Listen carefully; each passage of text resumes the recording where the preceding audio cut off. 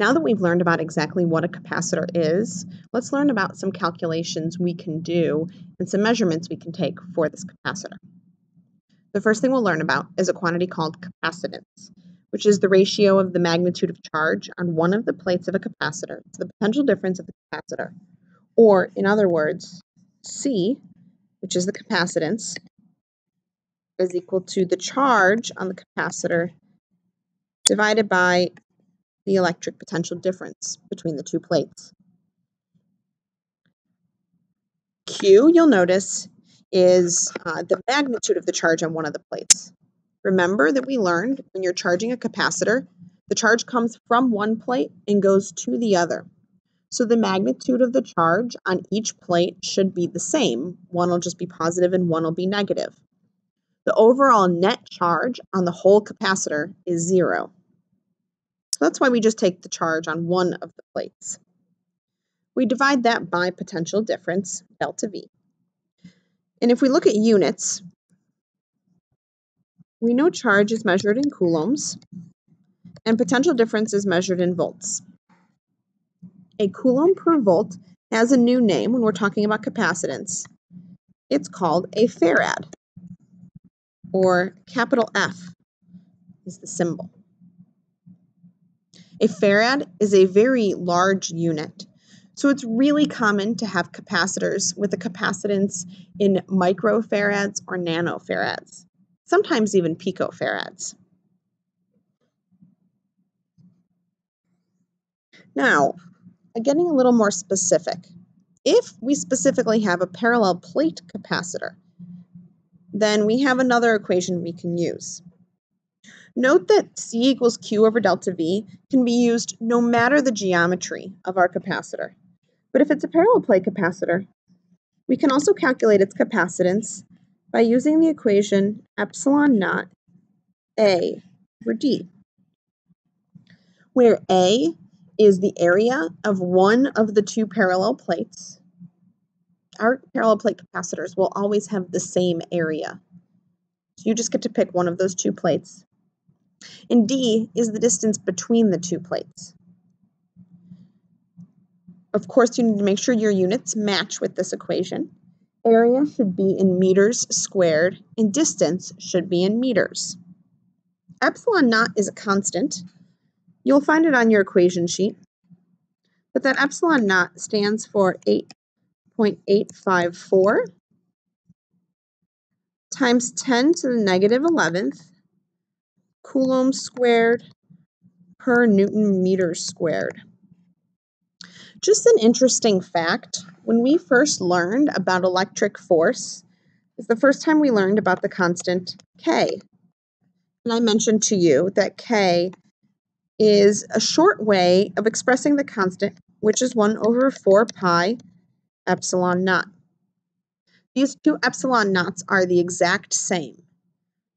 So that if I take 1 over 4 pi epsilon naught, I would end up getting 8.99 times 10 to the 9th, and you'll notice that the units are reversed.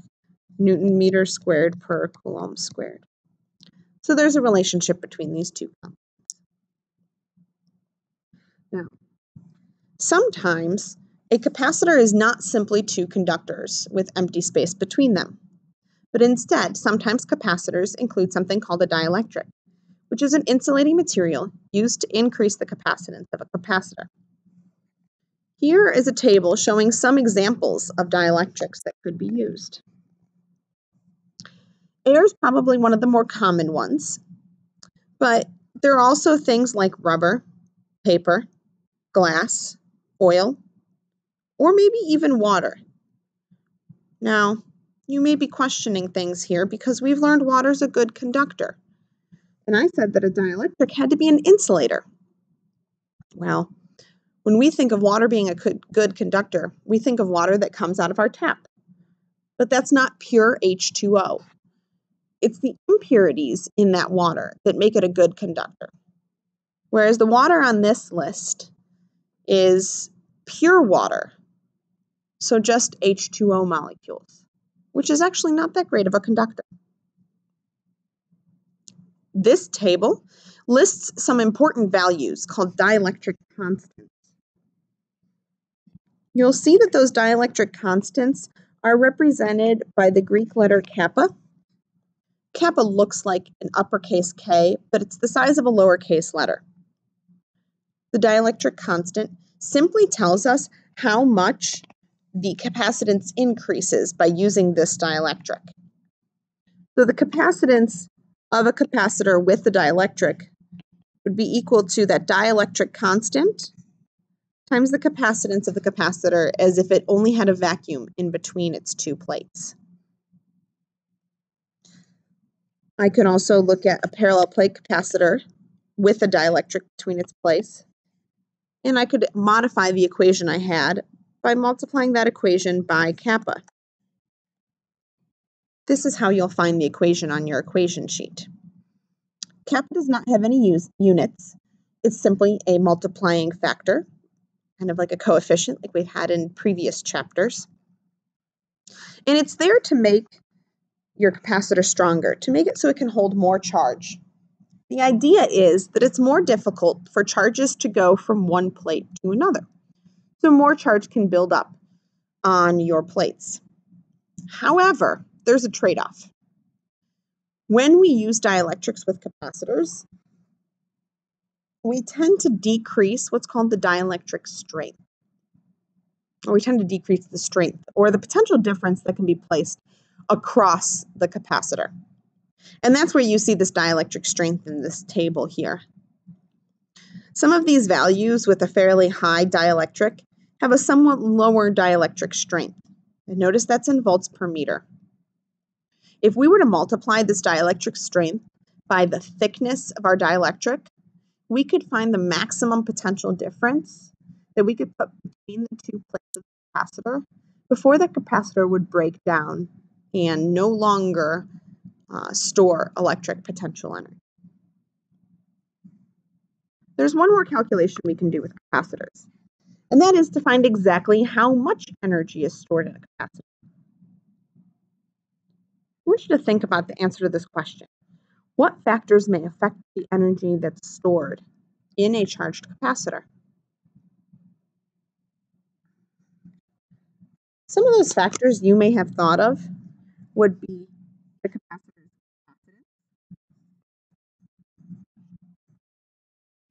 or perhaps you thought of how much charge was stored on that capacitor, or maybe exactly what the electric field is between the plates of that capacitor. Perhaps you thought about the fact that maybe it depends on the distance between the plates. Or maybe it depends on the potential difference between the plates.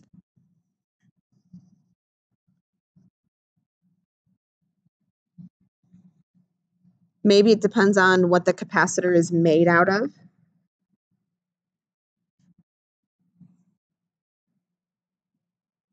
Its size, its shape. Maybe there's more things that you thought that it could depend on. These are just a few examples. Each one of these examples affects the energy that's stored or affects one of the other things that's on this list. For example, the size, shape, and in some cases material affect the capacitance. Same thing with the distance. Distance goes into that capacitance calculation as well. The electric field and the potential difference are directly related to each other. So we could simplify this list and come up with an equation for how much energy is stored. Mainly, the energy stored by a capacitor is equal to 1/2 times the charge, the magnitude of the charge on one of the plates, times the potential difference between the plates. I want to point out that this equation that you see right here can only be used for the energy stored by a capacitor. Don't confuse this equation with an equation that's similar on your equation sheet that says that or is similar to U equals Q times delta V.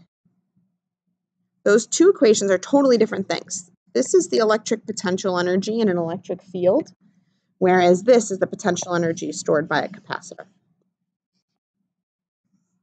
We know potential energy is always measured in joules, and that's the same in this case. Now, I'll also point out that because we know capacitance is charge divided by potential difference, I can rewrite this equation in two other ways. I can say that that energy is equal to 1/2 capacitance times potential difference squared.